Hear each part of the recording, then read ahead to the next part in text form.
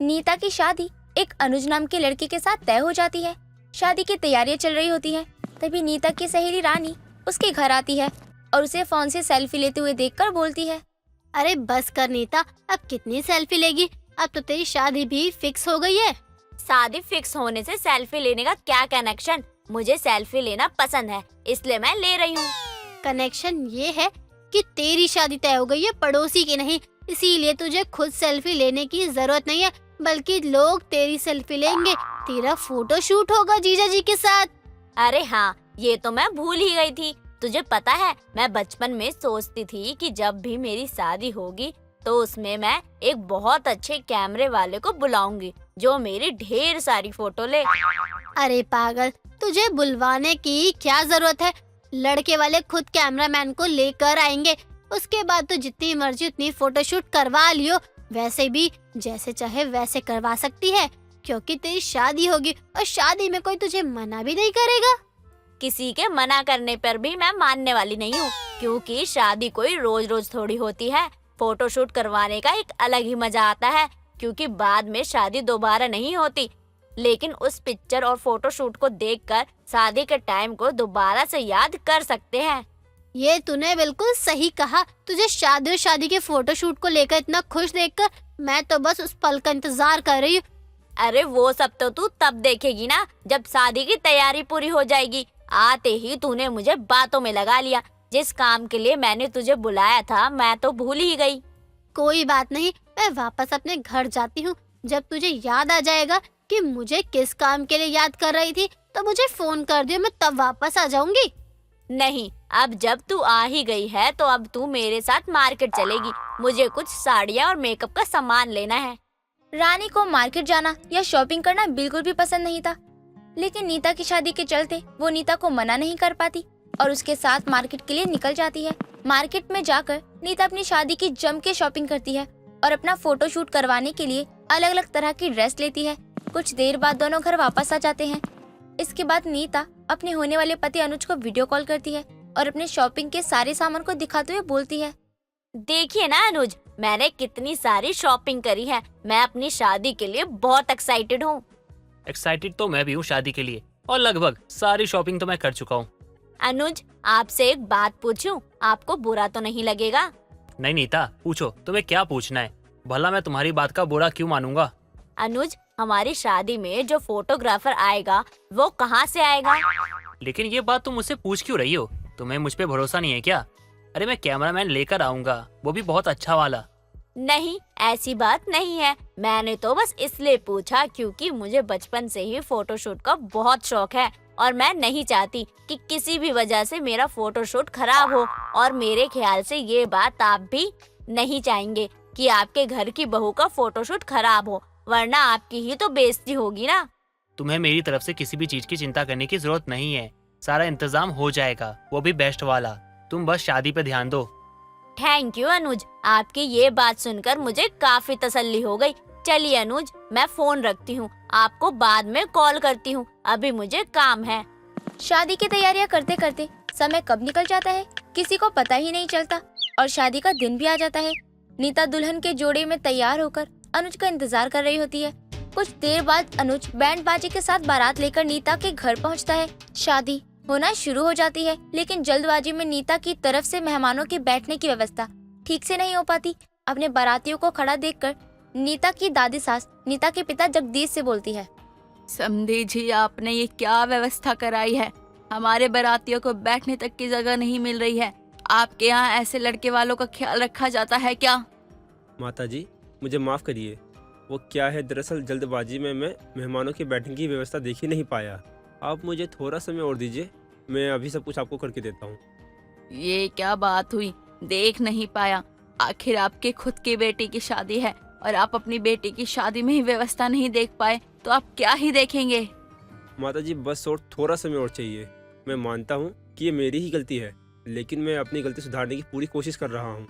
आप भी समझने की कोशिश कीजिए। मैं अकेला हूँ, मैं अकेला ही कहाँ कहाँ देखूंगा। जगदीश जल्दी से जाकर शादी में काम कर रहे कुछ लोगों से कहकर बारातियों के बैठने की व्यवस्था को ठीक करवाता है, जिसके बाद ममता का गुस्सा थोड़ा शांत हो जाता है। जैसे तैसे करके शादी संपन्न हो जाती है। शादी के बाद फोटोग्राफर दूल्हा और दुल्हन के फोटो शूट के लिए लेकर जाता है और उनका फोटो शूट करने लगता है। तभी अचानक से ममता वहाँ पहुँच जाती है, जहाँ नीता को बिना घूंघट लिए एक दूसरे के साथ फोटो खिंचवाते हुए देखकर भड़क जाती है। तुम दोनों के अंदर कोई लाज शर्म है कि नहीं? सब कुछ होकर पी गए हो क्या तुम दोनों? दादी क्या हुआ आपको? आप इतना गुस्सा क्यों कर रही हो? तूने मुझसे पूछा कि मैं गुस्सा क्यों कर रही हूँ? 4 लोगों के बीच में एक पराये आदमी के सामने अपनी घर की नई नवेली बहू का फोटोशूट करवा रहा है। मैं गुस्सा नहीं करूँ तो और क्या करूँ? अरे दादी, आप आज के जमाने में ऐसी बात कर रही हो? अरे आज के जमाने में दादी फोटोशूट किया जाता है, अरे ताकि बाद में हम देखें ना फोटो तो हमें याद आए कि हम शादी में कैसे थे और अब कैसे हो गए हैं। और तो और हम अपने बच्चों को दिखा पाएंगे, देखो हमारी शादी की यादें। दादी ये यादों के लिए रखा जाता है। बेटा मैंने ये बाल कोई धूप में सफेद नहीं करे हैं। हमारे घर का ये रिवाज नहीं है कि नई नवेली दुल्हन शादी के तुरंत बाद ही घूंघट हटा दे और सबके सामने फोटो खिंचवाने लगे। दादी आप ये कैसी बातें कर रही हैं? यहाँ पर फोटोग्राफर और मेरे सिवा कौन ही है? आपकी नई नवेली बहू को कौन देखेगा? फोटोग्राफर क्या तेरा रिश्तेदार लग रहा है जो तू उसके सामने हमारे घर की नई नवेली बहू की फोटो शूट करवा रहा है? दादी जब फोटोग्राफर है तो वो फोटो खींचेगा ना, मैं थोड़ी खींचूंगा। सबसे जरूरी थी शादी। शादी जो हो चुकी है और जितनी फोटो खींचनी थी शादी में खींच चुकी है। अब बाद में फोटोशूट करवाने का क्या ही मतलब बनता है, इसलिए मैंने तेरी नई नवेली बहू को फोटोशूट के लिए मना किया है। ममता इतना कहकर नीता का हाथ पकड़कर कमरे से बाहर ले जाने लगती है। तब नीता अपना हाथ छुड़ाते हुए बोलती है, दादी जी मैं कहीं नहीं जाऊंगी, मुझे फोटो शूट करवाना है। आप बहुत ही पुराने जमाने की बात कर रही हो। आज के जमाने में हर शादी में फोटो शूट होता है दूल्हा दुल्हन का, इसलिए मुझे भी करवाना है।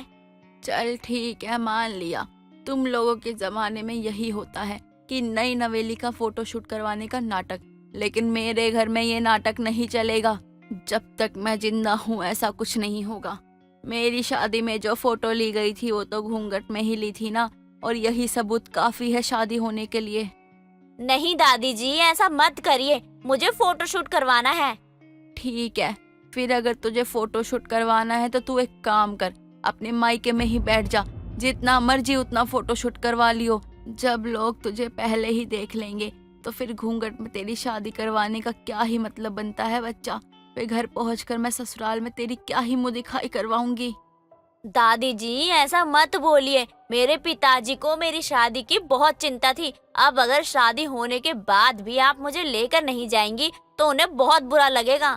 तो ठीक है, अब या तो तू अपने पिता की इज्जत रख ले या अपनी फोटोशूट करवाने की इच्छा, फैसला तेरा है। हम बाहर ही तेरा इंतजार करेंगे। ममता इतना कहकर अनुज को लेकर कमरे से बाहर चली जाती है।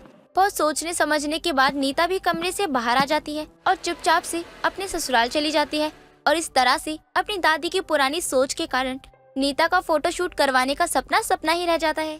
अनुज अपने परिवार में अपनी भाभी कविता को बहुत पसंद करता था, लेकिन कविता एक गरीब परिवार से थी, जिसके चलते उसका पति राजेश और सास आशा उसे बिल्कुल भी पसंद नहीं करते थे, क्योंकि वो लोग बहुत लालची थे जो पैसों के चलते हमेशा उसकी बेइज्जती करते थे।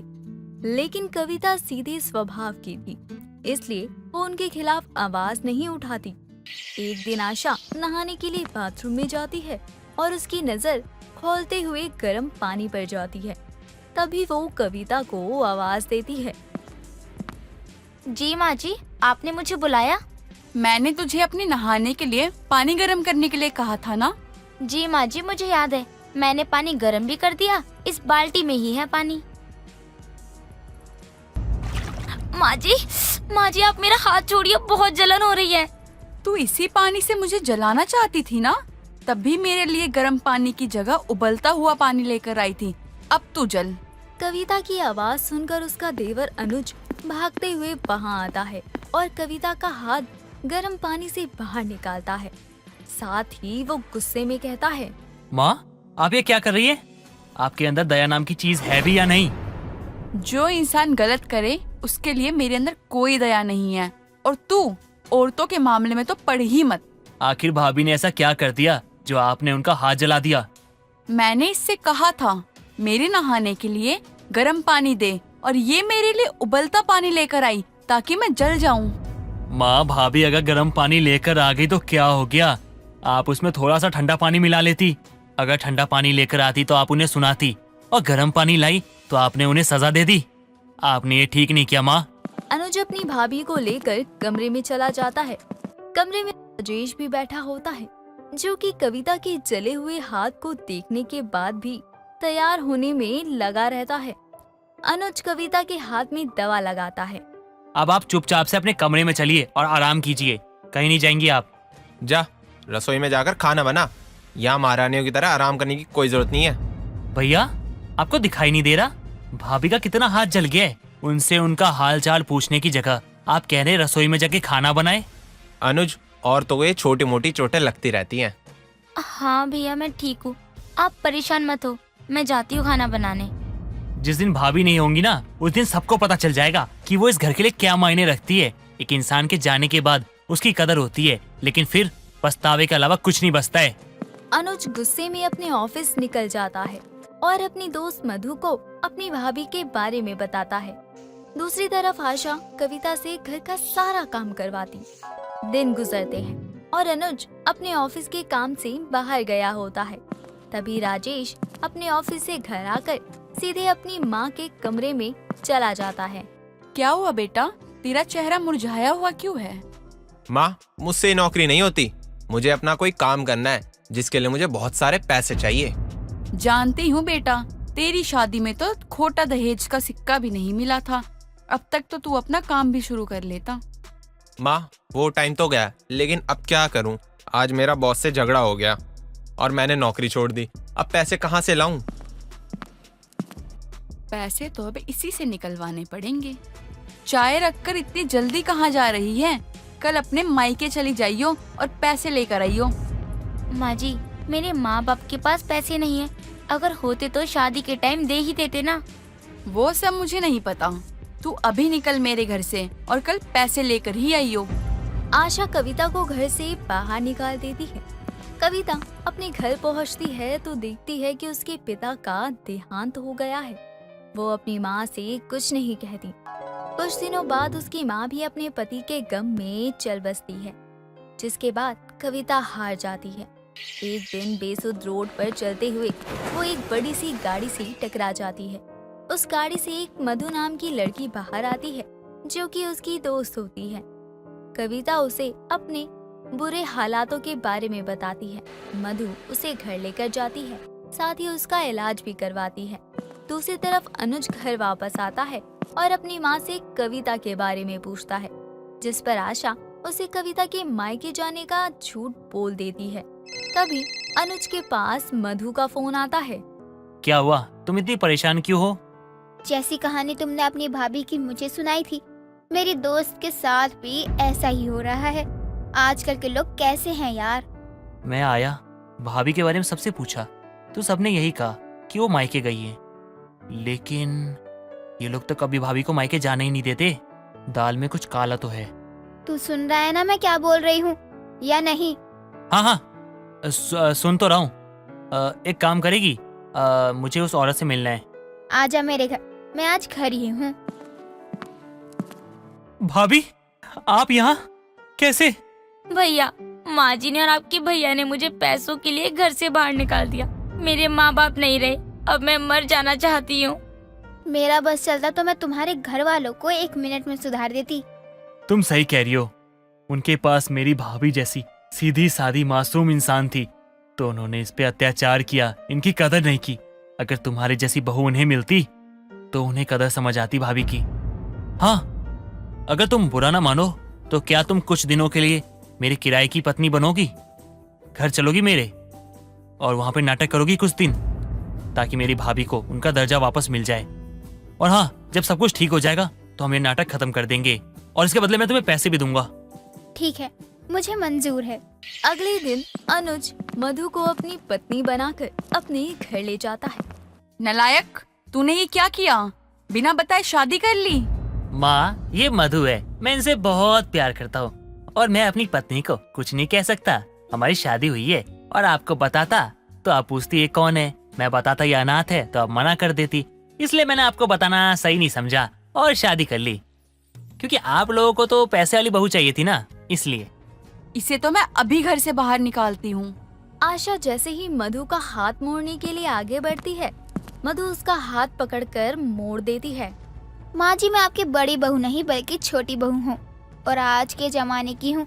आपकी हर चीज का जवाब देना जानती हूँ, तो आगे से हाथ सिर्फ आशीर्वाद के लिए ही उठाना।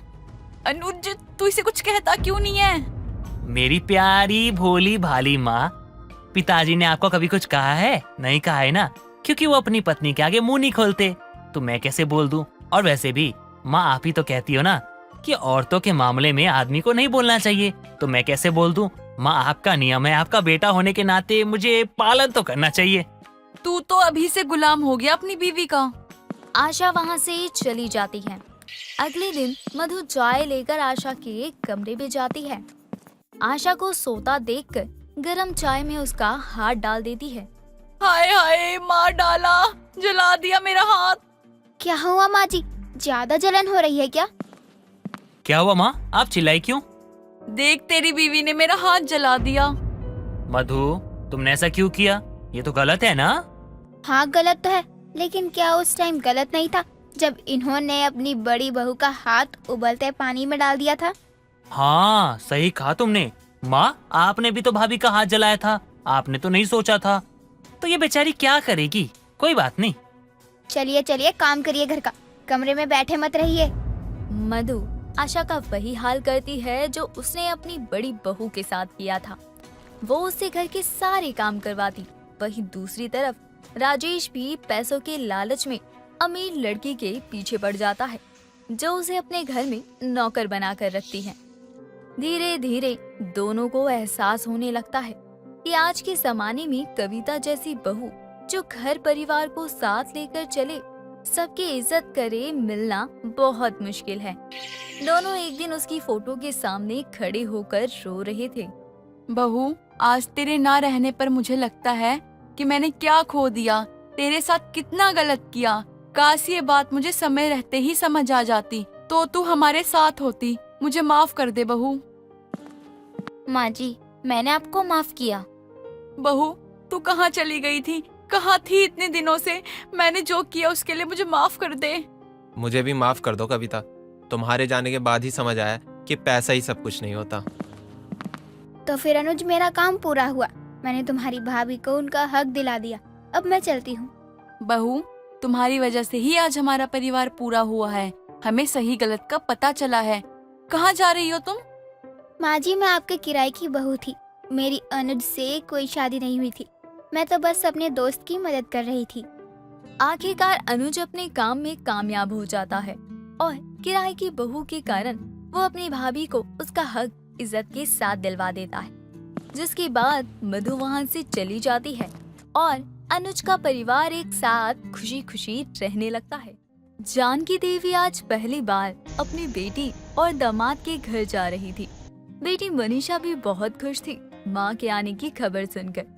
कुछ देर बाद जैसे ही जानकी मनीषा के घर पहुँचती है, तभी दामाद कहता है, क्या बात है सासू माँ, बड़ी जल्दी आपको हमारी याद आ गई। कहीं आपने कुछ कर? क्या कहीं कुछ कर? तुम्हारा मतलब क्या है? आखिर बोलना क्या चाहते हो?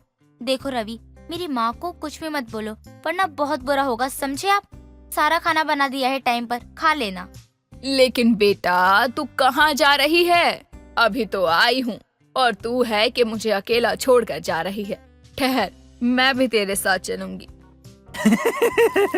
मैं भी जाऊंगी, मैं भी जाऊंगी। अरे अपनी माँ को समझा दो, तुम काम पे जा रही हो, पार्क में नहीं जा रही हो जो ये साथ में जाएंगी। एक तो हमारा खुद का गुजारा नहीं चलता, ऊपर से तुम्हारी माँ आ गई। अरे भला दामाद के घर में कौन रहता है? दामाद के घर वही रहते हैं जो अपने दामाद में बेटा ढूंढते हैं। मेरी माँ की एकलौती बेटी हूँ मैं, तभी रहने मेरे पास आई है। वैसे भी तुम्हें तो पाल रही हूँ, तो क्या अपनी माँ का ख्याल नहीं रख सकती? क्या दामाद जी वेले बैठे हैं? अरे रे दामाद जी, मुझे तो लगा था आप तो लाखों में कमाते होंगे, लेकिन क्या सुनने को मिल रहा है कि आप मेरी बेटी की कमाई पर बैठे हो। जा बेटा, तू ऑफिस जा, मैं देख लूंगी घर का काम। थैंक यू माँ। ठीक है माँ, अब हम शाम को मिलते हैं। और हाँ, क्या खाओगी बता देना, मैं शाम को लेते आऊंगी। अरे कोई बात नहीं, मैं हूँ ना, मैं लेकर आऊंगी। ये है ना मेरा निकम्मा दामाद। क्यों दामाद जी? बस माँ, दामाद है तुम्हारा, ऐसा मत बोला करो, मुझे अच्छा नहीं लगता है। पति है मेरे, मुझे भी बुरा लगता है। इतना बोलकर मनीषा ऑफिस चली जाती है। जानकी भी नहा धोकर तैयार होकर कुछ देर बाद सोफे पे सोए हुए दामाद को पुकारते हुए कहती है, क्या बात है निकम्मे कामचोर दामाद जी, पूरा दिन घर में बैठे रहते हो, थकावट भी नहीं होती, शर्म नहीं आती क्या? क्या सासू माँ, भला मुझे ये सब क्यों होगा? हाँ, अरे लेटा रहता हूँ तो थकावट होगी नहीं। और बात रही शर्म करने की, क्यों करूँ? अरे छोटी मोटी चीजें मैं नहीं करता। अरे बस भी करो दामाद जी, और कितना फेंकोगे? और बताओ, आप लोगों के राशन की दुकान कहाँ है? मुझे कुछ चीजें मंगवानी है ताकि रात में मेरी बेटी को कोई तकलीफ ना हो। मैं आपकी बेटी को तकलीफ देता ही कहाँ हूँ? आज तक मैंने उसे कभी कुछ नहीं कहा। अरे मैं तो उससे बहुत प्यार करता हूँ, उससे कुछ कहना तो दूर की बात है, मैं तो ऐसा सोच भी नहीं सकता। अच्छा जी, पत्नी से इतना प्यार? दामाद जी, आपको घर बैठे अच्छा लगता है क्या? अगर अच्छा नहीं लगता तो क्या हम कहीं बाहर चले? ओ मेरी प्यारी सासू माँ, बाहर जाने के लिए ना पैसा होना चाहिए, जो कि है नहीं हमारे पास।